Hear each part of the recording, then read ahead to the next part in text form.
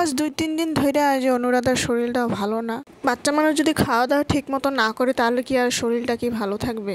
তো গরমের দিনে মানে একটু বেশি দিকদার করে খাওয়া নিয়া তখন একটু ডাক্তার-সাক্তার দেখাইয়া তো ওষুধ-টষুধ খাওয়াইয়া তারপরে এই যে শরীরটা তখন সেন মানে একটু খাওয়া-দাওয়াটা করে তখন ঠিকমতো।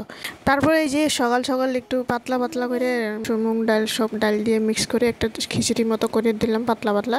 তারপর খাওয়াইয়া দিয়ে এদিকে অল্প সবজি নিয়ে আসতে হবে। তো সকাল কামকাজ সেরে নিয়েছি। অনেক কাপড়-কানি ছিল ধুয়ে শুয়ে স্নান করে এই যে দেখুন বাজারে চলে যাই। ২-৩টা সবজি নিয়ে আসবো, বেশি কিছু আনলাম না। তো আজকের দিনটাও কেমন বা মেঘলা ভাব করছে, কেমন বা বৃষ্টি ভাব। তারপরে যে ২-৩টা করে বেশি কিছু আনলাম না। ডাঁটা শাক, পটল-সটল, মিষ্টি কুমড়া শাক এগুলাই নিয়ে এসেছি। পটল অল্প নিয়ে এনেছিলাম। পটলগুলো সুন্দর করে এই যে শিলে ধুয়ে ২ সাইজ করে কেটে হলুদ লবণ দিয়ে লাল লঙ্কা দিয়ে সুন্দর করে মাখামাখি করে আমরা এই যে ভাজাভাজি করে নিলাম। একটু ডাল লাগিয়ে ভাজাভাজি করে আমি ধুয়ে শুয়ে বসিয়ে দিয়েছি এদিকে এক সাইডে। তারপর এদিকে আমি পটলটি সুন্দর করে হলুদ লবণ দিয়ে এদিকে আমি ভাজাভাজি করে নিলাম। তো ডালটি এখানে সেদ্ধ হয়ে গেছে, নামাইয়ে নিয়েছি। এদিকে আমি সম্বার দেওয়ার জন্য ছোট করে টমেটোগুলো কেটে নিয়েছি। তারপর এদিকে দেখুন সবগুলো দিয়ে পাঁচফোড়ন, আদা, টমেটোগুলো দিয়ে এখানে দেখুন একটু লাল লঙ্কা দিয়েছি। তারপর দিয়ে সুন্দর করে এখানে ডালগুলো দিয়ে দিই। তারপর এখানে ২-৩ মিনিট উতল আসার পরে আমরা ডালটি এই যে সামান্য একটু স্বাদ মতো একটু চিনি দিয়ে দিলাম। তারপর এদিকে দেখুন আমাদের ডালটি একদম রেডি হয়ে গেছে। একটু ডাঁটা কেটে দিয়েছি, ডাঁটা সুন্দর করে দিয়ে ডাল দিয়ে খুব ভালো লাগে।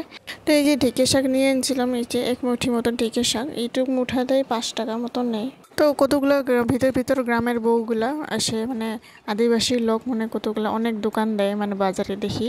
তো খুব ভালো লাগে মানে ছোট মানে যত শাক সুক মানে যা বাড়িতে যা সবজি হয় টুকাই সবগুলো আনে মানে বিক্রি করে নিজের হাত খরচা বা নিজের সংসারের কিটে চলায়, সংসারের জীবনটা চলায়।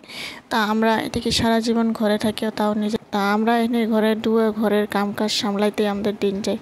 তারা সারা নিজের ঘর দুয়ার সামলাইয়া নিয়ে আসে, তাও এদিকে ২ পয়সাও হলেও মানে শাকসবজি বেচেও নিজের মানে পয়সাটা মানে জোগায়। তো নিজের ১০ পয়সা হলেও কামাইটাও অনেক বেশি নিজের জন্য।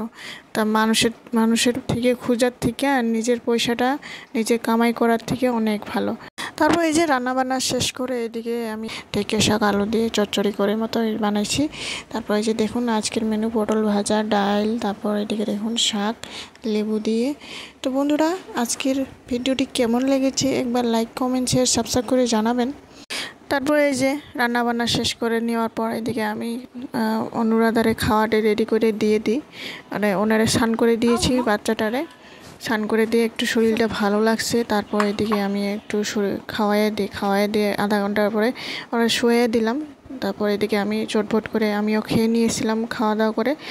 তারপরে এই যে একটু পরে আধা ঘন্টা রেস্ট নিয়ে এদিকে আমি চটপট করে কাপড়-কানি ছিল গুছিয়ে রেখে দিলাম, কারণ পরে একটু সময় পাবো না সন্ধ্যাবেলার টাইমে, আরও রাত্রিবেলা এগুলো গুছাগুছি ভাল লাগে না। দিনের বেলা দিনের কাম দিনে শেষ করা লাগে। তা এদিকে সব গুছিয়ে রেখে দিলাম। তারপর বন্ধুরা ভিডিওটি ভালো লাগলে অবশ্যই লাইক, কমেন্ট, শেয়ার, সাবস্ক্রাইব করে জানাবেন। তো আজকের জন্য এতটুকুই।